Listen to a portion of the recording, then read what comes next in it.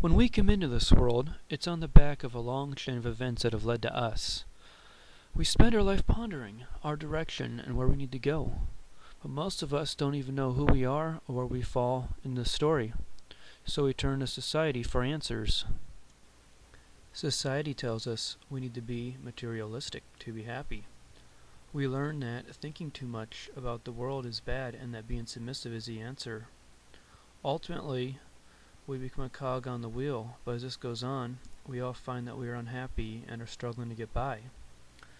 But we live in modern times, so why is life so hard? Let's take a look at who we were originally. In the beginning, people lived in tribes.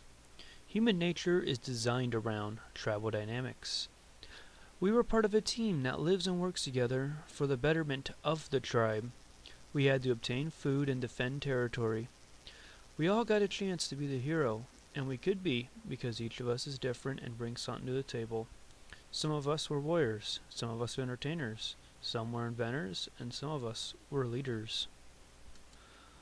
And this is how it was for 95% of human history. At first, we had to hunt for food and forage for things like berries. Food came from the wilds, and we had to find ways to obtain it. Originally, our world was dominated by many large animals. Every continent was like the Serengeti, and we humans lived among them.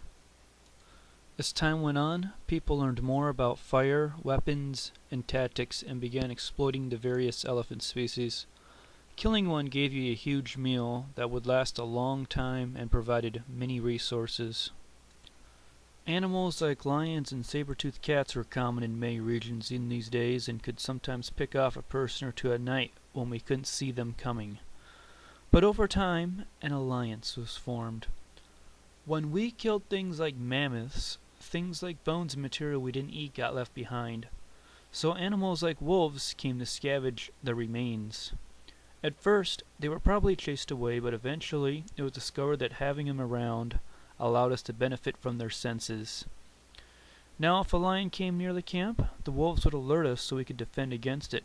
Meanwhile, the wolves got the benefits of our superior hunting tactics. From then on, these humans and wolves joined forces. Humans traveled to other continents, and in each place they developed different tactics in how to live. At first, it was all about the elephant hunting, but as time went on, it became unsustainable for each tribe to kill a mammoth each month for survival. The entire biosphere was developed with elephants in mind. Elephants eat a lot of plant matter and create ecosystems based on their eating habits. Grasses could simply regenerate sustainably, while certain plants develop toxins or thorns that discourage browsing. In the process, dry deciduous forest becomes moist savanna and mossy tundra becomes steppe tundra. The elephants created habitats that were highly beneficial to other animals, such as the many grazing and browsing species and the carnivores and scavengers that depended on them. The hunting disrupted this dynamic, and many areas of the world lost their megafauna as a result. The only places that didn't were places where humans originally lived and the animals had time to adapt, such as Africa and South Asia. As this change took place and the primary prey of humans was lost, new sustainable tactics had to be developed. In North America, the focus had to shift to smaller, more rapidly reproducing prey. As the ecological dynamic changed, many grasslands became forest and tallgrass prairie. The primary prey became bison and deer, and those animals required the invention of the bow and arrow. To increase their numbers, because they couldn't be domesticated, the natives started fires in interstories of forest to open them up and increase the browse for deer and other small game, while in addition bringing in forage plants like raspberries. While on the prairies, fires killed the taller, less nutritious grass and favored the higher quality shorter grasses. In the Middle East, in Iraq, there was an area known as the Fertile Crescent. It was here that agriculture began. In this region, plants like wheat were harvested by people and carried back to camp. And then, some of the seeds got lost and would find itself growing right by the camp. People always harvested the bigger crop, and as such, the crop got larger. As it became possible to grow food, people didn't have to travel so much and towns could form. In addition to the dog, other animals would eventually come along and become part of the humans. With the advent of growing and storing food came the advent of pests. Pests were a serious problem to the food supply. But in the region, there was a species called the wildcat. that would go into grain silos and eat the vermin. So cats are tolerated and in some cases worshipped. Over time, the cats that were the tamest were the ones that got the benefit the most, and along with the dogs, cats now became one with the humans. Other animals also came into the fold. Sheep and goats came from the nearby mountains. Sheep had the behavior of flocking together when chased and didn't jump fences. Originally, sheep had to be killed for fur and didn't grow wool, and goats were milked and used as a beast of burden. Pigs came from the wild boar in the forest regions. Cattle came from the orich in the grasslands. Horses, much later, from the wild tarpon in the grasslands. Chickens came from India. Some of these animals could pull plows and allowed for more intensive farming. Much of this happened for thousands of years before there was writing or any empires being built. As this all happened, populations grew and concepts like wealth and power came from the organization of society.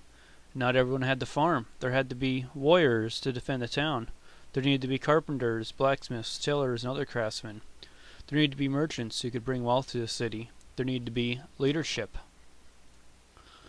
People were already very superstitious about the world around them because they didn't know science or what anything really was. There was a region in what is currently the Persian Gulf that was a fertile paradise, but as the Ice Age ended, the water levels rose and flooded the area. This story would be told orally for thousands of years, each time with someone adding something more. There might have been a man who escaped the flood by making a boat and saved his family and his livestock.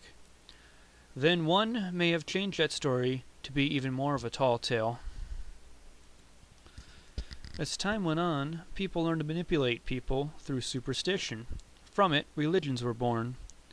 The idea that the king was made to be king by the creator of the universe and was on his side solidified his power.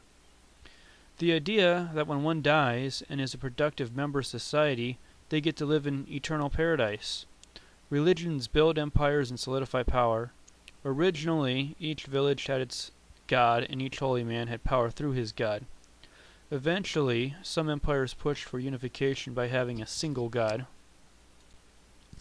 One's power came from the amount of wealth they possessed. Wealth was gained from resources, conquest, and manipulation.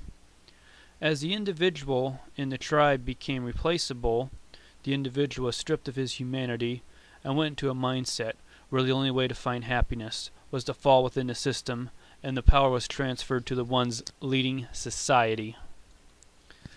Much of history since then has been empires rising and falling as each government fails to meet the needs of the people, and the leaders become consumed by greed and taking everyone down with them in their quest to obtain it.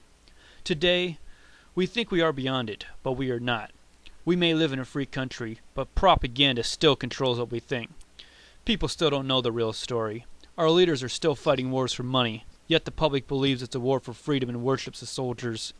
We believe we are fighting terrorists, while we are committing genocide against hundreds of thousands of Arabs. We watch this box called the TV, where we are hit by ads from childhood that we need to participate in gluttonous consumerism to be happy. Meanwhile, we are funding the very thing that binds us. Do we need to live in giant houses? Do we need to design suburbia so we all have to own cars and risk our lives every day by driving out on the roads?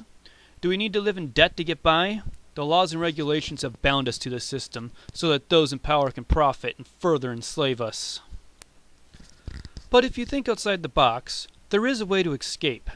We can reject needless materialism and find freedom in that while starving those who wish to enslave us. The other night, I harvested my first crop from my first attempt at gardening. I harvested a radish and ate the whole thing, including the leaves that I cooked. The sheer quality of the fiber brought my body happiness. We were meant to eat real foods, not processed foods. I still haven't found the answers, but I think it lies within homesteading, living in a small home, RV or tent, and overall, living a frugal lifestyle that our ancestors had. Our natural instincts have evolved around what we spend most of human history doing, going camping and living an adventure every day, kind of like the stuff we do when we go on vacation. When I tell people I want a homestead, people tell me, now that sounds like living. I'm going to explore this route and see if I find real freedom. I encourage everyone to experiment with growing crops this coming spring. Sleeping in a tent during this coming summer, work with the animals that made our lives easier, and practice being at one with nature and seeing if that makes your life happier than the grind that corporate America tricks us into doing.